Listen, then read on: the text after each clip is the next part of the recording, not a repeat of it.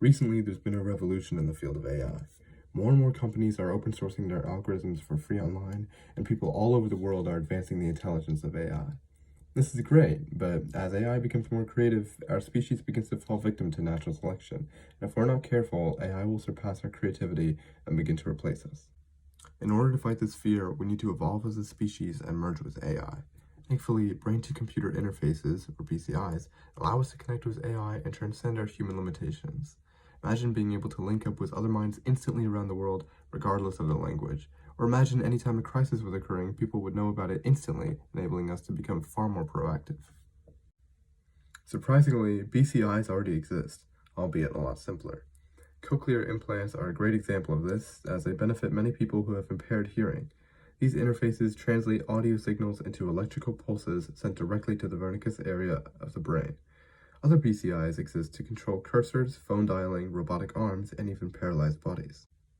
Generally, BCIs are composed of some brain activity measuring device, either invasive or non-invasive, some AI to make sense of the information, and some output that's being controlled through the BCI software.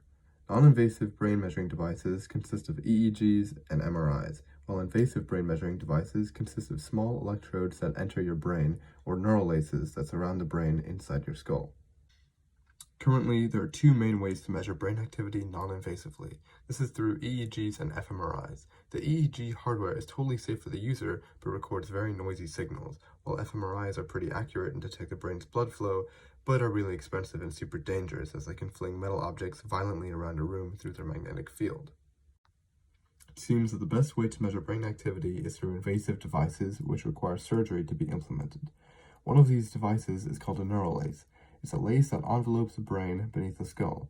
The current method of implementing it is to encapsulate it in a needle and insert that needle beneath the skull, then eject the lace from the needle, having it surround the brain.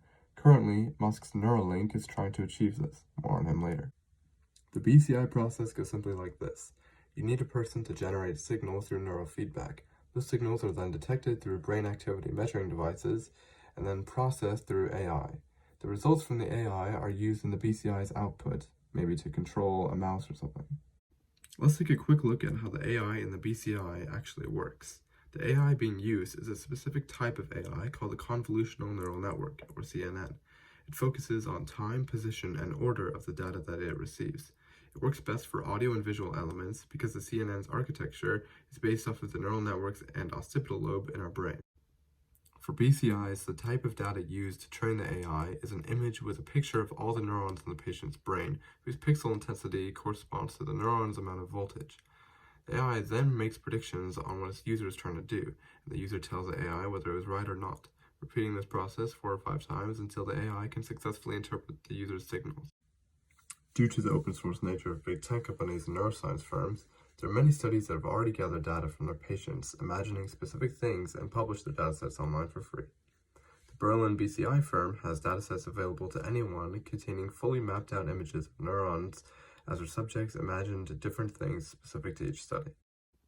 The Berlin BCI firm has many datasets taken from patients imagining hand, wrist, and finger movements, as well as imagining motor movements like walking, running, and climbing. These datasets have been used in robot prosthetics to give people without arms and legs the ability to move those prosthetics simply by thinking. While today's BCI research is focused on neuroprosthetics that can help restore damaged sight, hearing, and movement, you might be wondering how all this began. In the mid-1990s, BCIs were comprised solely of EEGs and AI. EEGs detect the smallest changes in energy radiation from the brain, but they don't accurately read the mind, so AI was needed to help the BCI interpret those specific frequencies. In December 2004, researchers at New York State Department of Health Wadsworth Center came up with a research report that demonstrated the ability to control a computer using a BCI. In the study, patients were asked to wear a cap that contained electrodes to capture EEG signals from the motor cortex, and the subject successfully controlled the computer. Recently, Neuralink has created a neural implant that sits behind the ear and fans out into the top of the skull with electrodes threaded inside. Using this neural implant, they were able to make a monkey control a computer, and while we've already seen that that's possible, the remarkable achievement was through their electrodes having the ability to read and write to neurons. This allows for the ability to download thoughts. Looking a bit closer into this read and write functionality, we can see that the basic principle behind this are magnetic fields. When our neurons fire, they generate a magnetic field, allowing for these electrodes to pick up on this, and vice versa, these electrodes generate their own magnetic fields that influence our neurons. The achievement of Neuralinks and one chip comes from its ability to transmit information to our brain. Funnily enough, this ability only really works because of our brain's plasticity. In fact, this brain plasticity was also fundamental to Facebook's BCI technology.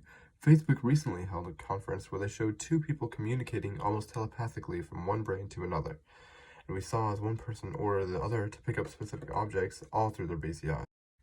All in all, the future applications of this technology are limitless. With Neuralinks and one chip being able to download information, there would emerge an app store where people could download new controls and abilities for their implants. The first phase of this technology has been trying to repair brain disorders through BCIs. The second phase will be trying to preserve and enhance our own brains, and stage 3 will be full-on computer interface where people can download each other's memories and communicate telepathically. There are some things we need to be cautious about, though. For one, if the technology gets into the wrong hands, your memories, skills, and consciousness could all be tampered with. 2, if capitalism continues to become more intense, we could see a world where being able to understand certain concepts, perform certain skills, or even concentrate becomes a commercial commodity. A more likely scenario is ads being blasted into your brain and vision almost constantly, and a cyberpunk dystopia becomes much more real. And 3, if this technology becomes national, we could see governments force soldiers to lose their empathy on specific groups of people and spy on their citizens' thoughts. It's important to be aware of this technology and use it to prevent our self-destructive tendencies. Brain-to-computer interfaces will no doubt be our future technology, and it's exciting to imagine a world where we're all a part of a planetary consciousness and can download information directly to our brains. But one thing's for sure, just like the internet, this technology can easily be used for evil. Looking at how YouTube, Instagram, Snapchat, and Facebook have been engineered, we need capitalism to fall so that we don't become permanently engineered just to buy and sell.